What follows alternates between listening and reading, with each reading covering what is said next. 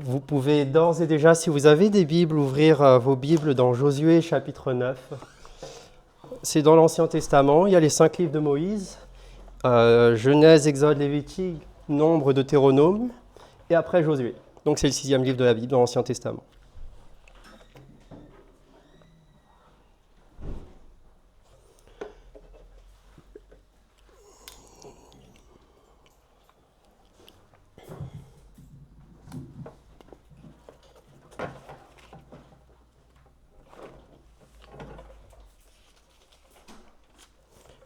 Et nous allons commencer la lecture au verset 28 du chapitre 8.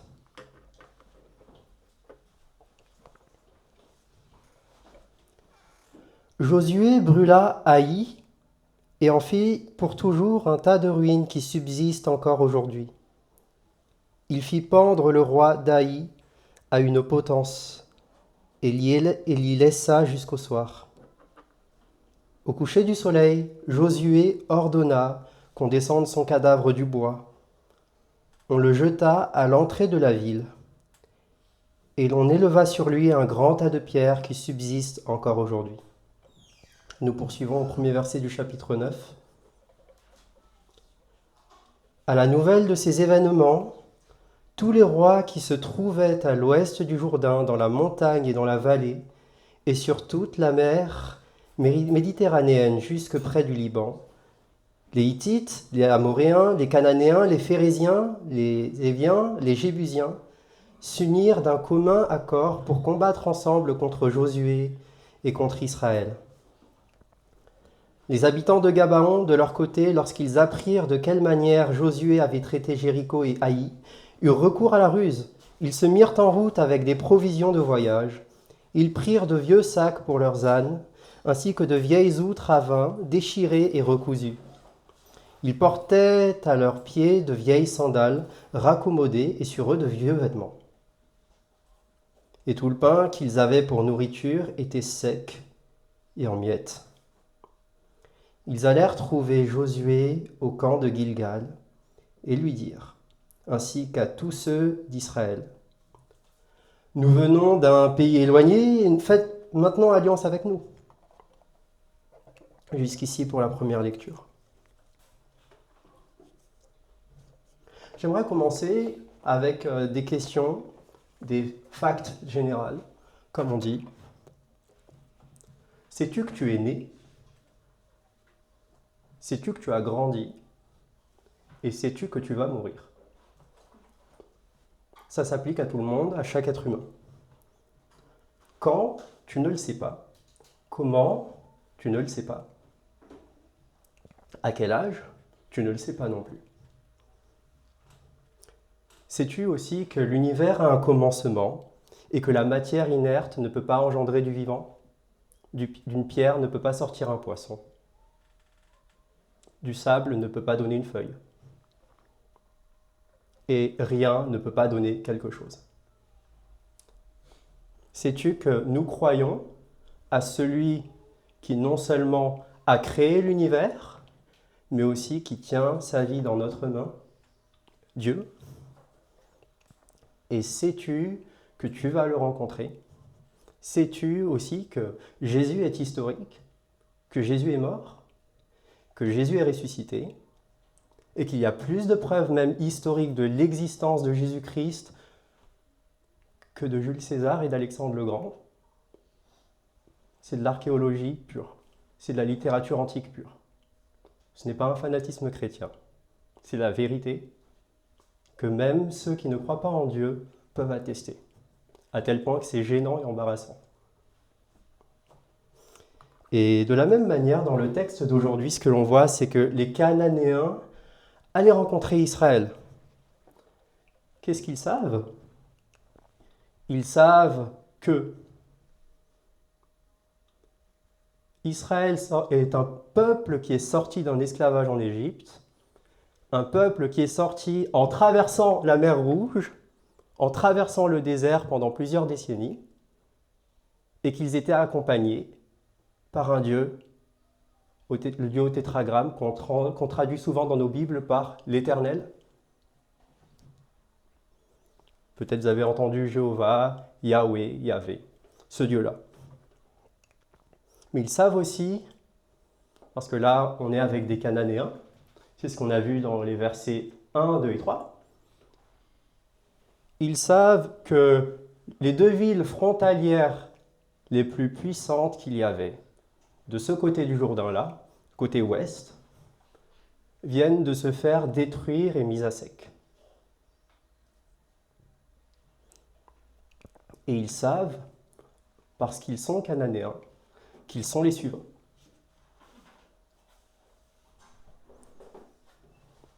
Fact. Ils savent, tout le monde sait, tout le monde le sait.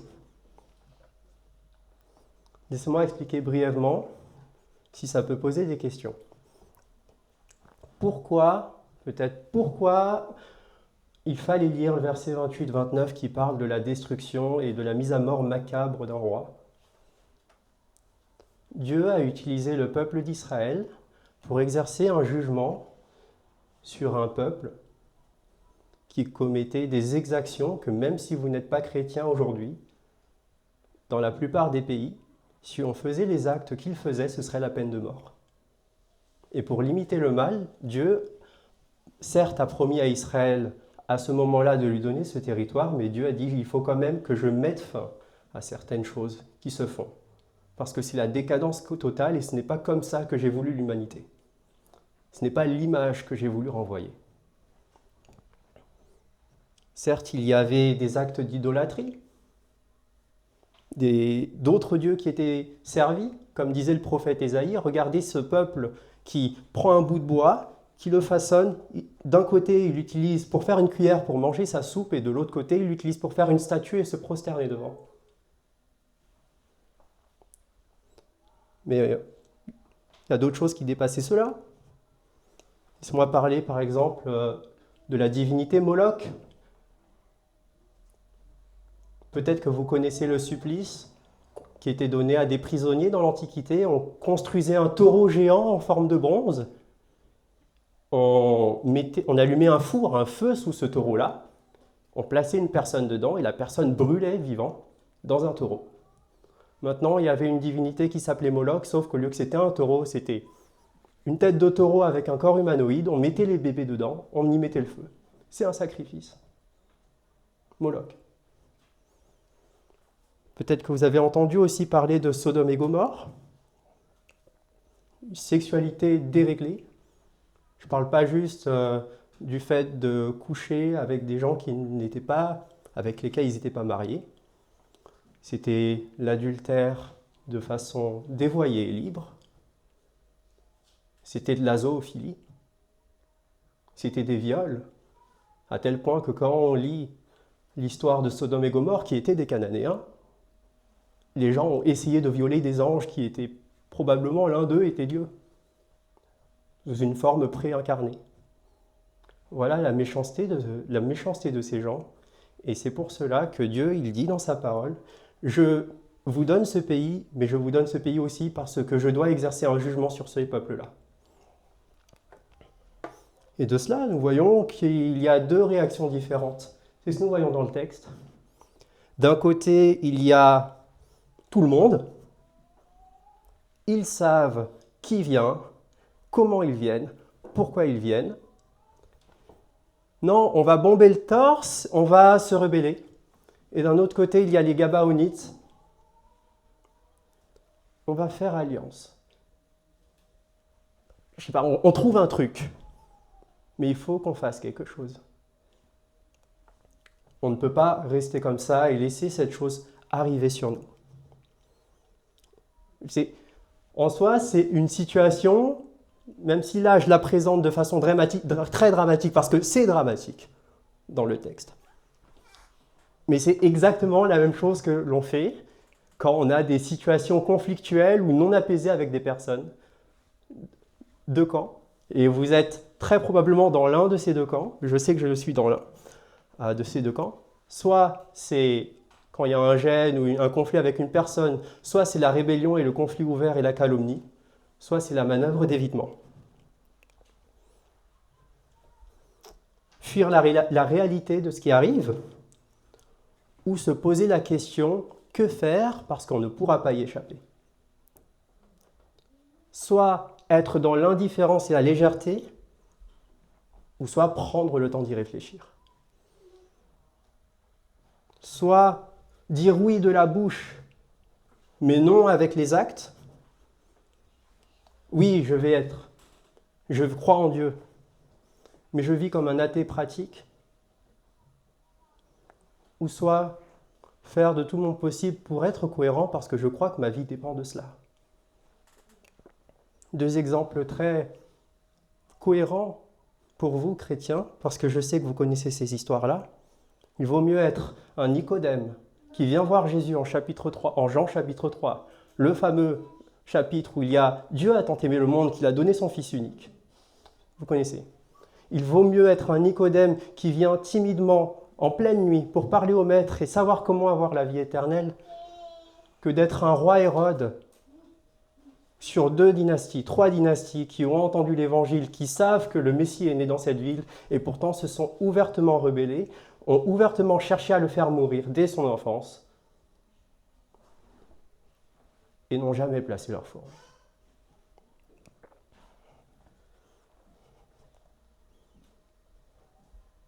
Ne cherchons pas non plus à être sauvés par un autre moyen. Il n'y a pas d'autre moyen. Jésus a dit « Je suis le chemin, la vérité et la vie. Nul ne vient au Père qu'en passant par moi. »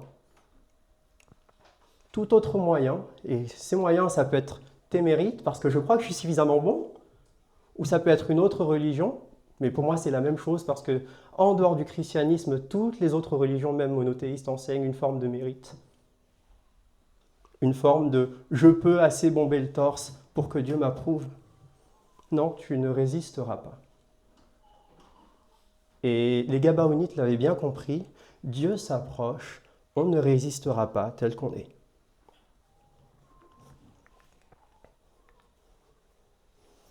C'était mon premier point. Et nous avançons sur ce deuxième point. Je lis les versets 7 à 21. Les hommes d'Israël répondirent à ces Éviens, « Peut-être habitez-vous sur notre territoire, comment ferions-nous alors alliance avec vous ?» Ils dirent à Josué, « Nous sommes tes serviteurs. » Josué leur demanda, « Qui êtes-vous et d'où venez-vous » Ils lui répondirent, « Tes serviteurs viennent d'un pays très éloigné à cause de la renommée de l'Éternel, ton Dieu. » Ce n'est pas les bons versets. À cause de la renommée de l'Éternel, ton Dieu. En effet, nous avons entendu parler de lui, de tout ce qu'il a fait en Égypte, et de la manière dont il a traité les 2 rois des Amoréens de l'autre côté du Jourdain. Sihon, roi de Hesbon, et Og, roi du Basan, qui vivait à Ashtaroth. Nos anciens et tous les habitants de notre pays nous ont dit « Prenez avec vous des provisions pour le voyage, allez à leur rencontre et dites-leur « Nous sommes vos serviteurs, faites maintenant alliance avec nous. » Voici notre pain, il était encore chaud quand nous en avons fait provision dans nos maisons, le jour où nous sommes partis pour venir vers vous, et maintenant il est tout sec et en miettes. Ces outres à vin que nous avons remplies toutes neuves, les voilà déchirées. Nos vêtements et nos sandales se sont usés à cause de la très grande longueur du trajet. Les hommes d'Israël acceptèrent les provisions des Gabaonites et ne consultèrent pas l'Éternel. Josué fit la paix avec eux et conclut une alliance par laquelle il devait leur laisser la vie, et les chefs de l'assemblée leur en firent le serment. 3 jours après la conclusion de cette alliance, ils apprirent que ces hommes étaient leurs voisins et habitaient sur leur territoire. En effet, les Israélites partirent de leur camp et parvinrent vers leur ville le 3e jour. Il s'agissait de Gabaon, c'est le nom des villes, Képhira, Béroth et Kirjat-Yarim. Pour que ce soit clair dans le texte, quand il dit 3 jours après la conclusion de cette alliance, ils apprirent que ces hommes étaient leurs voisins, ils partirent de leur camp. 3 jours après, les Israélites se sont dit « Reprenons notre conquête ». Ils marchent 3 jours et ils arrivent dans les villes. « Mais attends, on vous connaît, on n'a pas fait… Pourquoi vous avez fait alliance avec nous ?» Vous voyez un peu le contexte, juste pour clarifier. Ils ne tuèrent pas les Gabaonites parce que les chefs de l'assemblée leur avaient juré par l'Éternel, le Dieu d'Israël, de leur laisser la vie. Mais toute l'assemblée murmura contre les chefs. Tous les chefs dirent à toute l'assemblée, nous leur avons prêté serment au nom de l'Éternel, le Dieu d'Israël, et maintenant nous ne pouvons pas les toucher. Voici comment nous les traiterons. Nous leur laisserons la vie, afin de ne pas attirer sur nous la colère de l'Éternel, à cause du serment que nous leur avons fait. Ils vivront, leur dirent les chefs, mais ils furent employés à couper le bois et à puiser l'eau pour toute l'assemblée, comme les chefs le leur avaient dit. Jusqu'ici pour ce passage. Alors, première chose, la plus importante, quand on prend ce texte, peut-être, je crois sincèrement, une erreur, ce serait de m'attarder et de surinterpréter la ruse des Gabaonites. Ils ont fait une ruse, certes. Ils ont fait quelque chose, certes. C'est ce que nous avons vu dans le premier point. Mais laissez-moi remettre les choses en perspective. Les 2 chapitres qui ont précédé, Josué 7 et Josué 8, Israël a rompu une alliance avec l'Éternel. Un seul homme a commis un péché. Quand ils ont conquis Jéricho, c'est ce qu'on a vu avec Étienne la semaine dernière. Quand ils ont conquis Jéricho, il y a un homme qui a pris du butin. Dieu leur avait dit, ne prenez pas du butin. Un seul homme, et ça amène la malédiction sur tout le peuple. Vous voyez ? Maintenant, imaginez, parce qu'on peut se dire, hey, il manque de foi et tout, ils auraient pu y aller directement. Non, dans les dispositions dans lesquelles ils étaient à ce moment-là, si Gabaon serait venu juste, venez, faisons alliance en toute honnêteté, on n'a pas envie que vous nous détruisiez, Israël, ce jour-là, pas de quartier. Il les aurait réduits en miettes. Je vous donne un exemple très très simple parce que c'est pareil pour vous. Il y a des jours, si je vous croise à 8 h du matin, il y en a, je ne dois rien vous demander. Moi, parfois, il y a des jours, on me croise à 8 h du matin, je me suis levé de mauvais poil, il ne faut rien me demander. C'est le même principe, sauf que Israël, ce jour-là, fallait rien leur demander. Israël était tellement marqué par l'épisode avec Haï, et c'est en mettant à mort le coupable et toute sa famille et tous ses biens, et en étant pleinement fidèles, qu'ils ont pu après continuer leur conquête. Donc ce n'est pas le moment où Israël allait se compromettre et faire cadeau à quelqu'un. Ok ?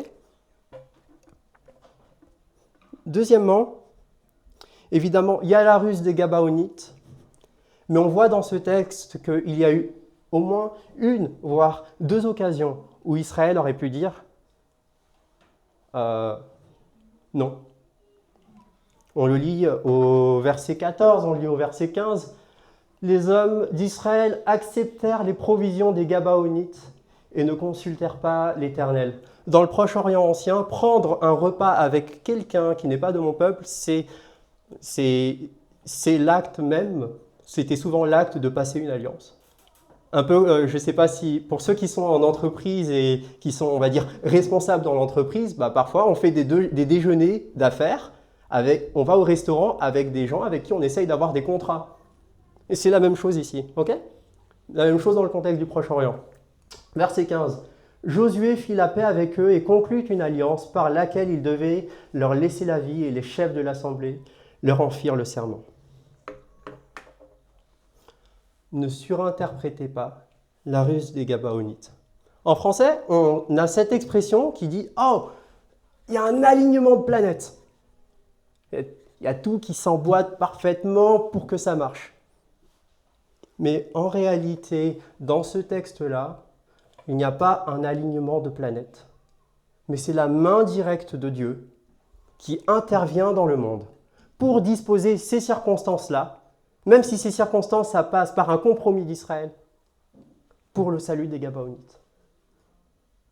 Et vous remarquerez, peut-être que j'en parlerai tout à l'heure, vous remarquerez que par rapport à cette alliance-là, Dieu ne dit rien de mauvais à Israël. Dieu ne juge pas Israël pour cette alliance. Et même, on voit plus tard que Israël fait tout son possible pour être fidèle à cette alliance, dit parce que sinon on va avoir des problèmes avec notre Dieu. Et ainsi, la même chose dans notre vie chrétienne, dans votre vie en tant que personne. ne surinterprétons pas et ne surestimons pas notre intelligence, notre sagesse et notre ruse dans notre vie chrétienne. Oui, tu t'es converti. Oui, tu as fait le choix de choisir Jésus. Et c'était la meilleure décision de ta vie si tu es chrétien.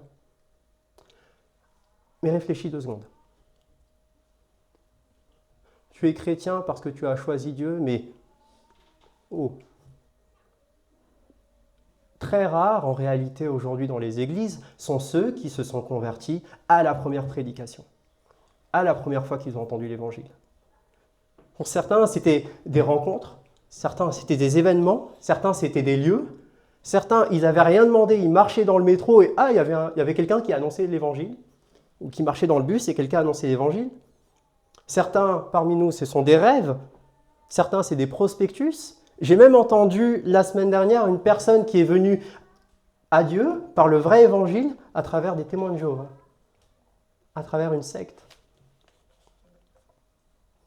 Certains qui se convertissent parce que les parents étaient chrétiens, et ils ont entendu l'évangile et les parents ont été fidèles. Certains se sont convertis même dans une famille non chrétienne et Dieu a été à l'œuvre pour les amener.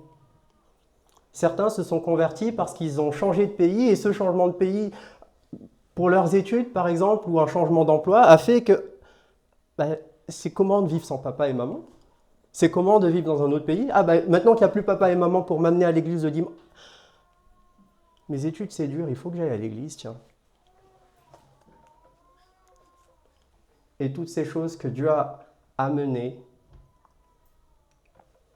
ces circonstances que Dieu a utilisées pour vous attirer à lui et pour nous attirer à lui. Voilà la providence de Dieu, ne pas surinterpréter notre rôle. Deuxièmement, j'aimerais dire que les Gabaonites, eux, ils se savaient condamnés. On l'a vu tout à l'heure, mais encore une fois, Dieu a disposé les choses pour leur bien. Il a disposé les choses pour leur bien. Regardez, il y en a parmi nous, on peut aller dans une église tous les dimanches. Tous les dimanches. Il y en a parmi nous, on va à l'église plus de 2 fois ou 3 fois. On entend l'évangile plus de 2 fois ou 3 fois. Les Gabaonites, qu'est-ce qui s'est passé ? On le verra plus tard. La seule prédication de l'évangile qu'ils ont entendue, c'était « Il y a un peuple avec un Dieu qui vient pour te détruire ». C'était suffisant pour les amener à la repentance, pour les amener à la conversion. Est-ce que je suis en train de dire que nous, en tant que chrétiens, il faut que j'aille voir les gens dans un restaurant universitaire ou dans le métro ou à la sortie du café salut, en fait, je suis chrétien, Dieu va te juger. Non, évidemment, ce n'est pas ce que je suis en train de dire. Mais plutôt là où je veux mettre l'accent, c'est qu'il ne faut pas négliger la moindre petite chose pour vous. La moindre petite chose que vous pouvez faire. Vous n'êtes pas évangéliste peut-être. Vous n'allez pas être pasteur peut-être. Vous ne faites pas d'études en théologie peut-être. Vous n'êtes pas chrétien depuis 5 ans peut-être. Vous vous sentez trop vieux par rapport aux gens de votre entourage peut-être. Vous vous sentez trop jeune par rapport aux gens de votre entourage peut-être. Mais Dieu peut se servir d'une seule chose. Une seule chose. Pour amener ces personnes que vous aimez à la foi. Une seule chose.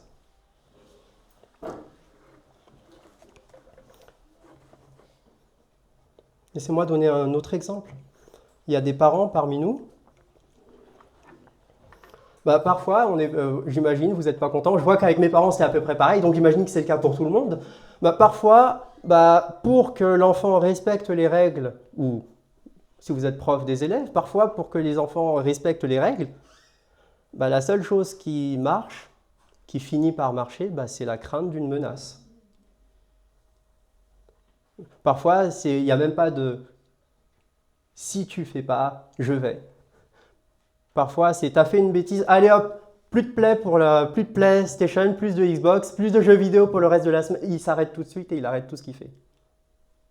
Vous voyez le genre ? C'est la même chose ici.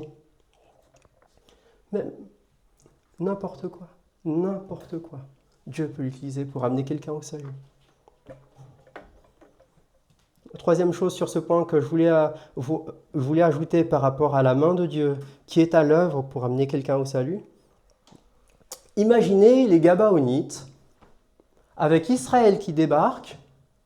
Ce peuple ne va pas nous épargner, théoriquement. Ah oui, on a aussi entendu que tout au long du désert, il ne faisait que de se plaindre et de transgresser les alliances. Vous savez une autre chose qui a dû étonner ces Gabaonites, ce peuple qui devait être à la destruction? La question c'est comment un peuple aussi rebelle, aussi têtu, s'est incliné au point d'épargner une nation étrangère? Comment quelqu'un qui passe son temps à désobéir se met à obéir et que ça tourne pour notre salut? Vous voyez un peu le paradoxe?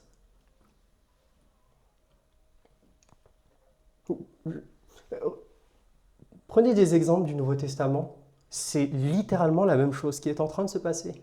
Imaginez les Juifs du 1er siècle dans les évangiles. Ah, Zachée, ce gars qui a mis 300 € de plus sur ma feuille d'impôt pour se remplir les poches. Il rencontre le Christ et je vais donner 4 fois tout ce que j'ai vendu, tout ce que j'ai volé aux autres.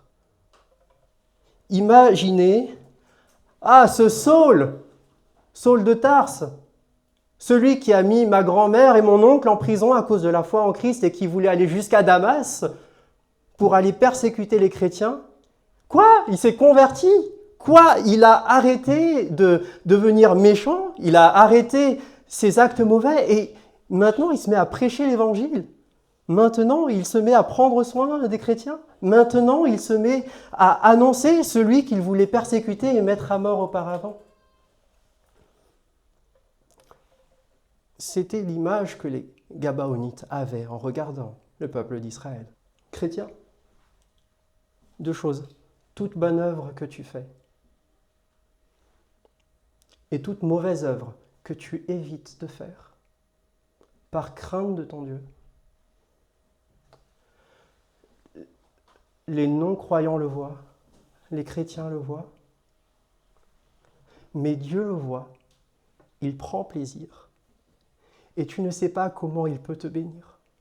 Tu ne sais pas à quel point il peut te bénir et répondre avec fidélité pour utiliser ce moment où tu t'es pas moqué quand tout le monde se moquait et calomniait en classe ou au travail. Et comment il peut l'utiliser en témoignage pour que les gens se posent la question et viennent à lui. Chrétien, si il y a des zones dans ta vie, et c'est le cas dans ma vie, s'il y a des zones où on est... Tu sais, tu te dis, mais comment je vais parler de Jésus à des gens, j'arrive même pas à bien m'entendre avec mes amis. Comment je vais parler de Jésus aux gens alors que je manque de douceur? Comment je vais parler de Jésus aux gens alors qu'il y a tel péché, tel aspect dans ma vie? Je me dis, mais Seigneur, je suis indigne, je suis le roi des hypocrites. Seigneur sait, Jésus sait. C'est pour ça qu'il est mort à la croix. Il sait que tu n'es pas parfait. Il sait que de toi-même tu n'es pas digne. Et pourtant, là ce que je veux dire, c'est ne cherche pas à devenir parfait pour ensuite témoigner. Témoigne et cherche à être parfait. Parce que ta sanctification, ta quête de fidélité, même dans tes imperfections, aussi graves soient-elles, est déjà un témoignage pour les gens qu'il y a autour de toi. Est déjà un témoignage pour les chrétiens. La providence de Dieu, c'est vrai que j'ai employé ce mot, je ne l'ai pas défini. La providence de Dieu, si je veux l'expliquer très simplement, c'est un terme pour dire comment Dieu intervient dans le monde et dispose les circonstances, utilise des choses pour accomplir ses buts. Et ça veut dire que si tu es chrétien, dans sa providence et sa souveraineté, Dieu t'utilise imparfait tel que tu es, pas encore pleinement mature tel que tu es, pour que son nom soit glorifié sur cette terre, pour amener des gens au salut, pour encourager un frère ou une sœur, pour reprendre un frère ou une sœur, sans que tu le saches. Mais maintenant tu le sais, et ça te donne encore plus d'assurance pour avancer.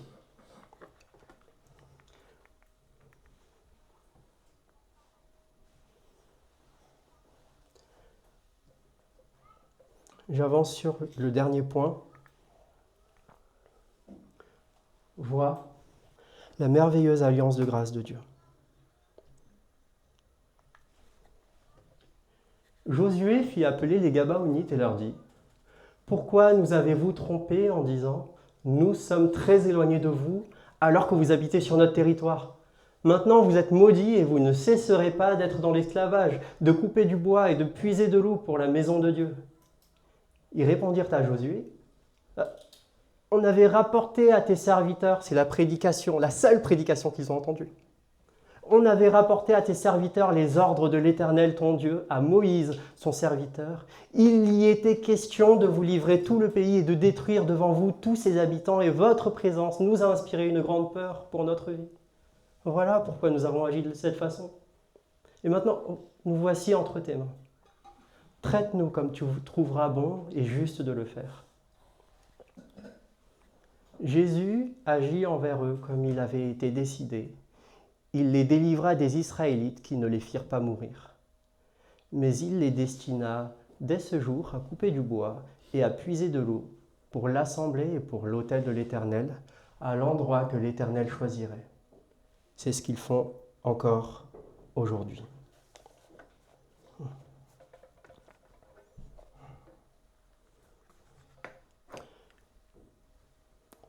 Il y a plus pour les Gabaonites, il y a eu plus que juste d'être épargnés et de devenir serviteurs d'Israël.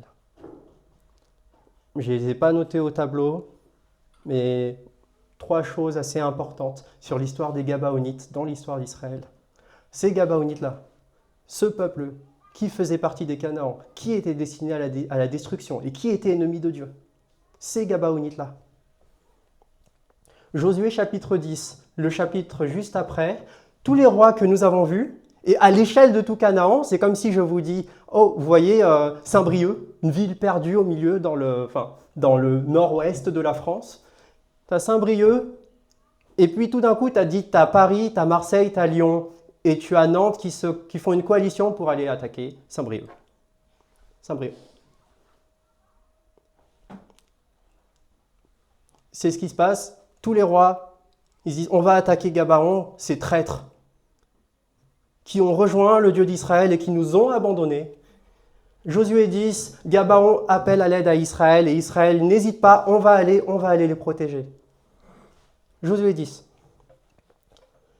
Peut-être connaissez-vous l'histoire de Salomon. Salomon, celui qui a écrit les psaumes, une partie des psaumes, une partie des proverbes, une partie de l'Ecclésiaste, non, l'entièreté du livre de l'Ecclésiaste. Le roi Salomon, le fils de David, duquel la Bible dit l'homme le plus sage qui a existé sur cette terre. Salomon.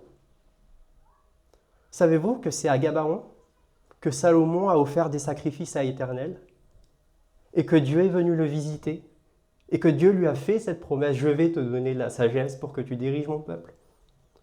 2 Chroniques chapitre 1, savez-vous que le tabernacle, c'est-à-dire avant le temple, la présence de Dieu rendue visible, était à Gabaon pendant un moment. De cette ville ennemie de Dieu devient théâtre de faits marquants dans la vie d'Israël. Cette ville ennemie de Dieu devient protégée par Dieu lui-même. Vous voyez, c'est plus que juste ne pas être détruit et réduit à l'esclavage. C'est bien plus que ça. C'est comme la première fois que dans mon compte en banque, j'ai découvert qu'il y a un endroit où je pouvais mettre de l'argent, mais il n'y a pas de carte bancaire, et qu'un mois plus tard, je vais... Vous voyez, comment ça se fait qu'il y a 4 € en plus ? Oui, je découvrais les intérêts. Mais là, c'est intérêt fois 1000 dans ce qu'ils ont fait avec le peuple d'Israël. Et pourtant, laissez-moi vous dire que c'était une alliance, toutefois, qui avait des faiblesses. Parce que, 2 Samuel chapitre 1, on apprend que le roi Saül Le roi Saül a transgressé l'alliance et a tué des Gabaonites, par excès de zèle, mais aussi par désobéissance envers l'alliance qui a été faite. Deuxième faiblesse, c'est que cette alliance ne garantissait pas la vie éternelle.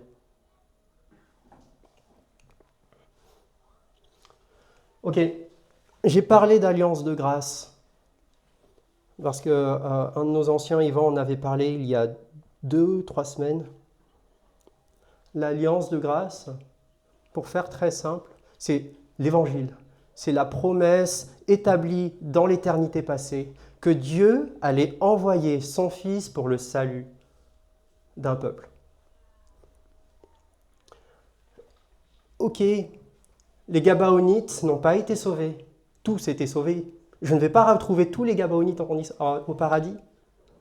De même que je ne vais pas retrouver tous les descendants d'Abraham, tous les Israélites au paradis. Mais à travers ces alliances, il y avait une représentation de l'alliance de grâce, une représentation du salut qui est présenté en Jésus-Christ. Josué est mort, le peuple d'Israël est entré en Canaan, il est mort. Saül est arrivé dès le premier roi d'Israël, cette alliance a été transgressée. Mais l'alliance de grâce en Jésus-Christ, lorsque je viens, je sais qu'elle ne sera jamais transgressée. Je sais que je suis protégé pour l'éternité. Je sais qu'il prend soin de moi, qu'il m'aime, qu'il ne va pas être remplacé par quelqu'un de moins bien. Parce que Jésus vit éternellement, il est assis à la droite du trône de Dieu et il prie pour moi en ce moment. Et il prie pour toi en ce moment. Voilà l'alliance de grâce qui t'est représentée, chrétien. Il est Jésus-Christ, il est celui qui t'a acquis toutes les promesses, qui t'a acquis tous les biens. L'apôtre Pierre, dans sa deuxième épître, il dit « Sa divine puissance nous a acquis tout ce qui contribue à la vie et à la piété, lesquels contiennent toutes les promesses et toutes les bénédictions de la vie éternelle. » Quand Jésus-Christ est venu mourir à la croix, il n'est pas juste venu mourir pour que « ça y est, tu peux faire tout ce que tu veux, t'es pardonné, t'as ton passeport au paradis ». Non, il dit « Maintenant, je suis ton Dieu qui te prend par la main dès maintenant et qui marche avec toi dans ce dur marathon qui est le marathon vers la vie éternelle. » Voilà l'alliance de grâce. Voilà l'alliance dans laquelle tu es avec Dieu, si tu es chrétien. Je finis avec cette dernière exhortation. De même que les Gabaonites, l'alliance de grâce leur a été annoncée. Ils étaient au milieu du peuple. Et ils n'ont pas tous été sauvés. L'alliance de grâce t'est annoncée si tu as grandi dans une famille chrétienne, si tu as été baptisé.